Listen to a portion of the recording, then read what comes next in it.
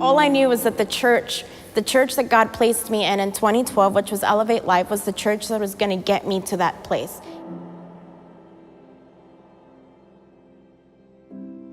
So I grew up in a Christian home.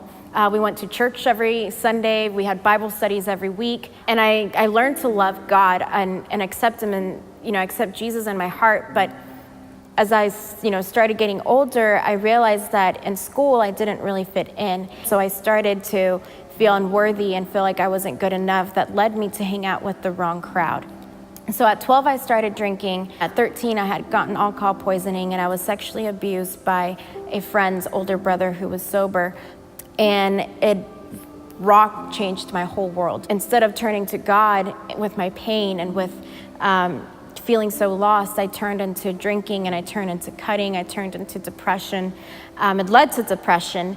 And it was like this for a long time. I kept getting myself involved with people that accepted me but didn't want the best for me.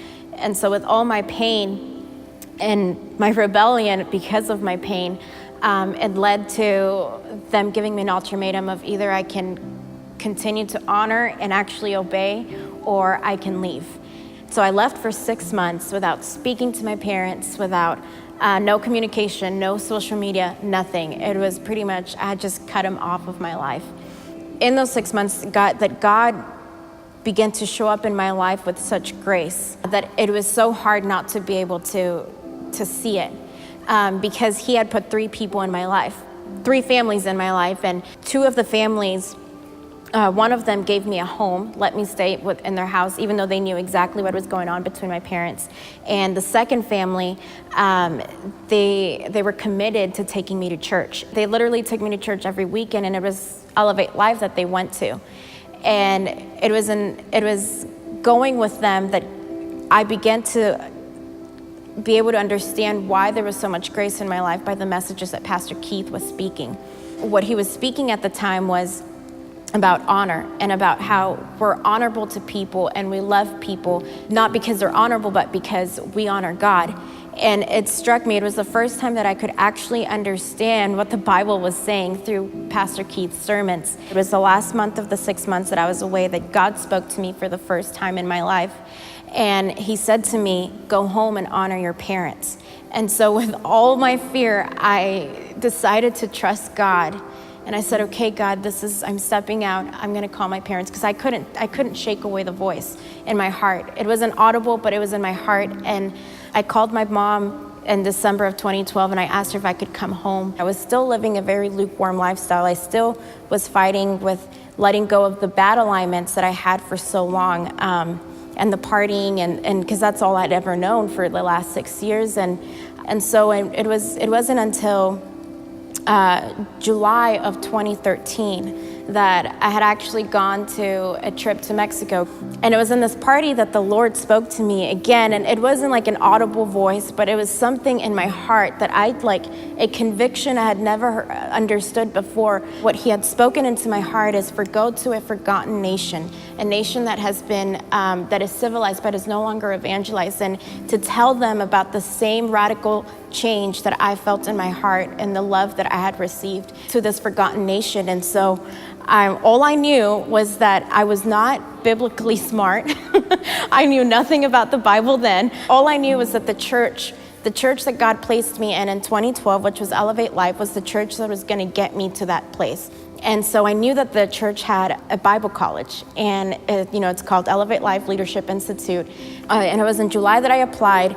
August, I got an interview and I was accepted, and in September, I was an intern. If it wasn't for the school, and if it wasn't for the teachings that the leaders in my life, I wouldn't be where I am today, because that school literally grew me in so many ways. So the interns got to go to a mission trip to Belgium.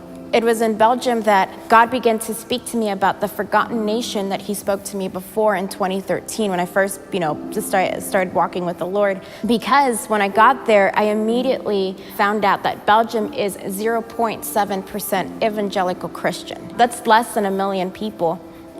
It was just like daunting. It was like, how could this be, God? And what he had spoken to me back then in 2014, he said, Belgium is the way it is because they don't know my love. And so I told God then, I said, God, I have almost, I still have about almost 2 years left.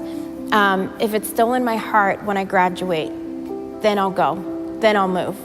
And so I graduated in 2015, now 2 years ago. And all I knew was when God calls me, I'll start moving. And towards the end of 2015, God really started moving in my heart. He started realigning me again with people from Belgium. And I couldn't shake the feeling that I was called and it was time to move. And so I decided to start taking steps, but it all went through the church. I went with Pastor Mark and Pastor Josh, and it was them that really started, guiding me through the process and telling me what to look for and how to do it. So it was in April of 2016 that I was officially commissioned under Greater Europe Mission as a missionary, and I also got my certificate. The organization told me that I had to raise $4,500 monthly. So that was really scary because I had never raised that much money, especially monthly. And I didn't know how to do it. I felt super unequipped. I felt super young, insecurities started coming in. So in the process of that there was nothing happening, in the first 6 months. And again, I was receiving support, but it wasn't like every single week. It was like every 2 to 3 weeks.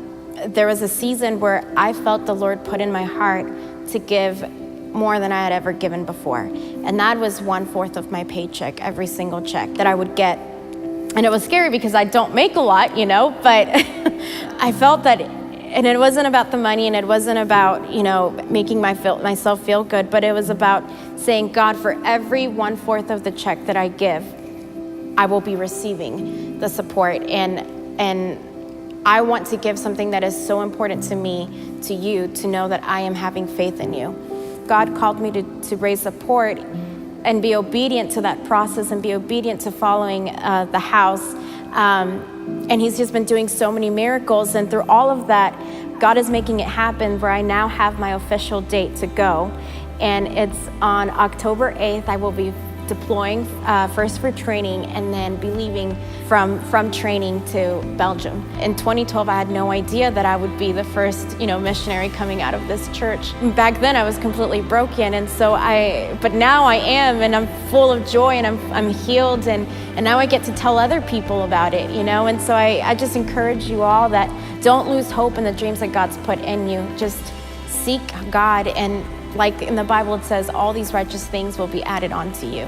I just want to say thank you so much to our pastors, Pastor Keith and Pastor Sheila, because if it wasn't for them leading this church and the way that they lead it and how they pour into us, I wouldn't be who I am today, as well as the pastors that come, pastors under Pastor Keith and Sheila, like Pastor Josh and Pastor Mark, and all my other amazing leaders, Pastor Keila, they've all grown me in such a way that even my organization that I'm with, knowing that I'm only 4 years into my truly walking with God, they're just amazed of how spiritually developed I have been through this house. I'm just so excited to be able to go to Belgium and share this journey, but also share the love of God and how he truly makes dreams come true, how he truly is faithful, and whatever he does call you to, he really does finish it and he does make it complete.